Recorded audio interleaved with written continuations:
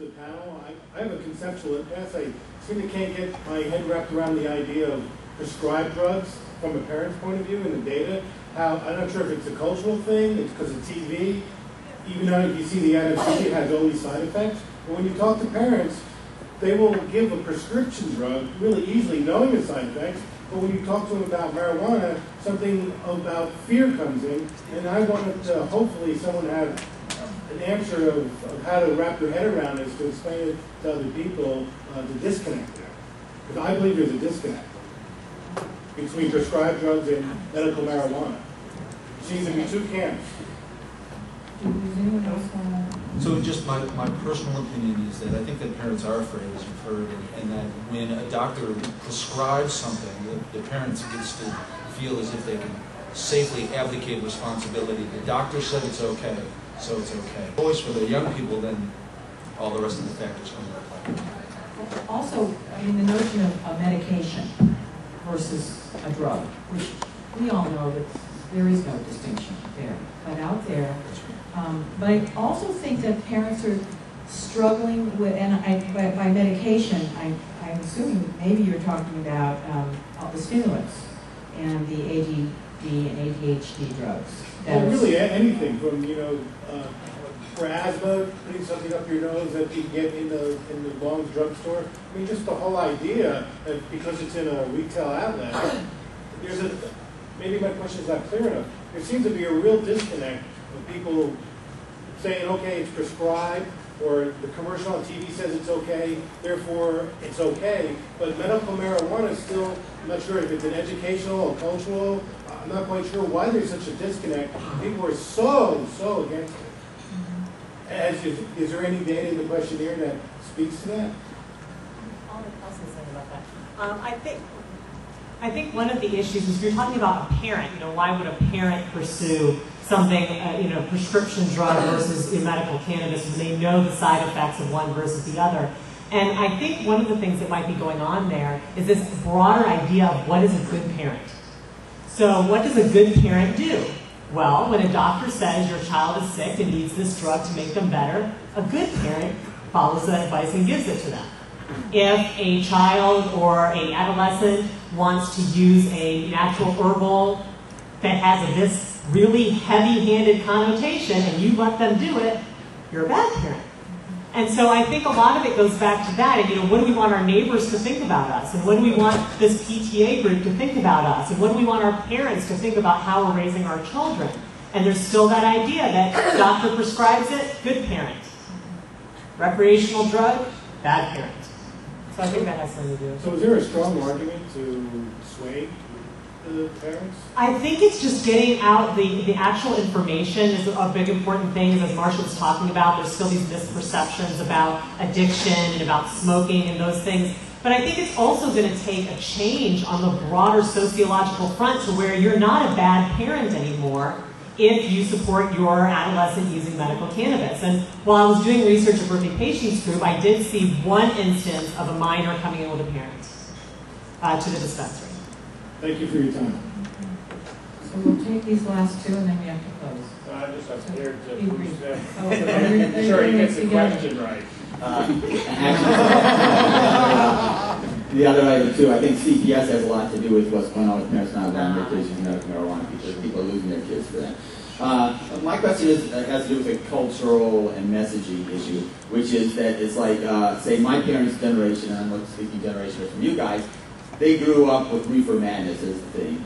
My generation came along, we saw reefer madness.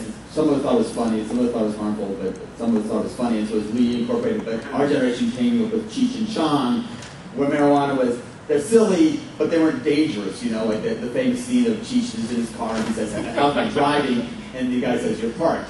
I mean, it was not a danger, it was just, he was just, mixed up and so forth. And so, but they were slobs and blah, blah, blah, lazy, but interesting and harmless.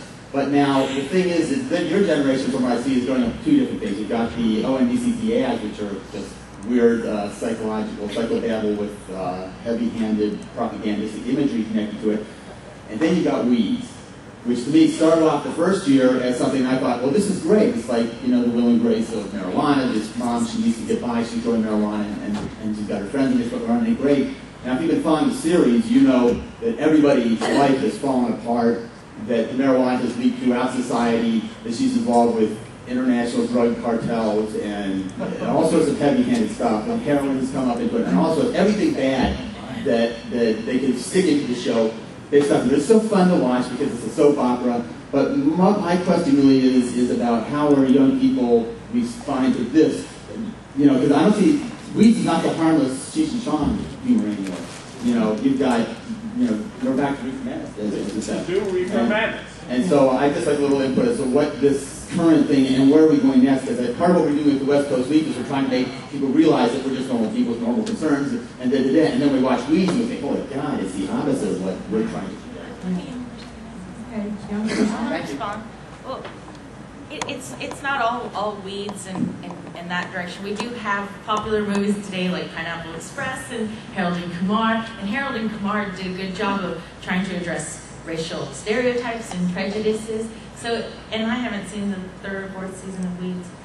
So I don't know if it's entirely that direction. I also think someone who could be pointed to in our generation is Snoop Dogg. He's really popularized being a stoner. I mean, he made it marketable. He did T-Mobile commercials. He's really made an image for himself. And maybe our generation is more of like a hip-hop approach to cannabis and not the funny jokester style of Cheech and Chong. But it's not all bad, you know. And I just, one last comment.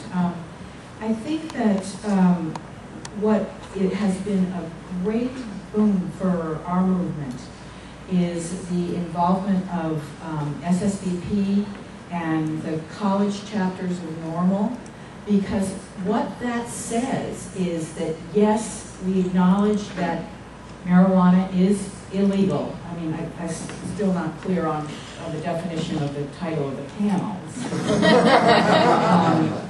But that what we're doing, I'm using the word we to refer actually really to you,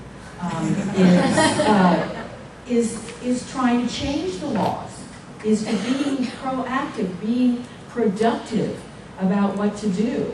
I think the worst thing is to just lay back and reinforce the imagery of the stoner imagery, and instead say, no, this is a political issue, which clearly it is, to begin really defining it. And I think the best spokespeople for that are young people, to say, you know, no, we're not, we might enjoy marijuana, but and we know it's illegal, but we're trying to change the laws, look at what we're trying to do. That gets parents to listen. So we'll close. Oh, I really did. You did have a question? You're standing right next I to know, I my have a question. Don't make it quick though. Make this quick. As a parent of 4, okay, and grew up in, my light was turned on in 97, right? It's interesting that what impact it has had on my own 4 children, and there sure don't come out to be the scope or the imagery that our drugs are making to be. I mean, kind of like when Dale said when his daughter was having, it's like, oh, that sounds like my daughter, my children, except for one. And when I became a pot activist, he stopped smoking. But really, I applaud this panel, and this is an issue that parents and children got to work out, and I think it should be something that is at every single panel. Okay, so, you know, what's your last words on how you can really engage the PTA? Ooh. Well, let's see, how to engage that. Provide resources for free that appear rather scholarly and neutral, and look very, very, very conventional.